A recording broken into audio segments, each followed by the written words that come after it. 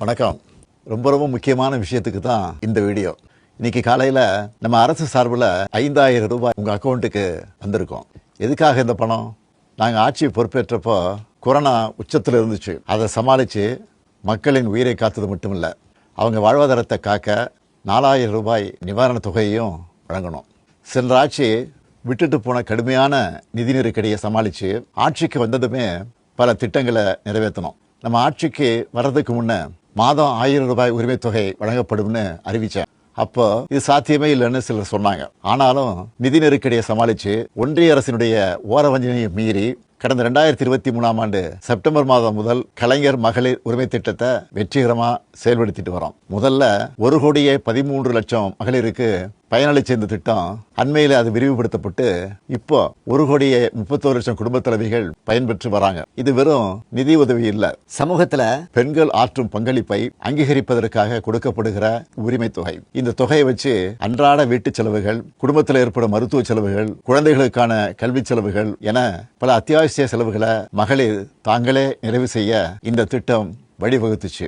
அதனாலதான் ஒவ்வொரு மாசமும் 15ஆம் தேதி என்பது ஒவ்வொரு குடும்ப தலைவியும் ஆவலோடு எதிர்பார்க்கிற நாளா அமைஞ்சிருக்கு. இவ்வளவு சிறப்பு வாய்ந்த இந்த திட்டத்தை மற்ற மாநிலங்களும் பின்பற்றி வராங்க. இந்த உரிமை தொகையை மேம்படுத்தணும்னு நாம செயல்பட்டு வந்தா அதுக்கு எதிராக டெல்லியில் இருக்கக்கூடிய ஒரு கூட்டமும், தமிழ்நாட்டில் அவங்களுக்கு அடிமையாக இருக்கக்கூடிய இன்னொரு கூட்டமும் எதிர்வரும் சட்டமன்ற தேர்தலை காரணம் காட்டி அடுத்த 3 மாசத்துக்கு இந்த மகளிர் உரிமை தொகையை நிறுத்த சூழ்ச்சி செய்யறதா தகவல் வருது. இது வச்சு நீதிமன்றத்தில் வழக்கு தொடரவும் சிலர் முயற்சி செய்வதாக செய்திகள் வருது.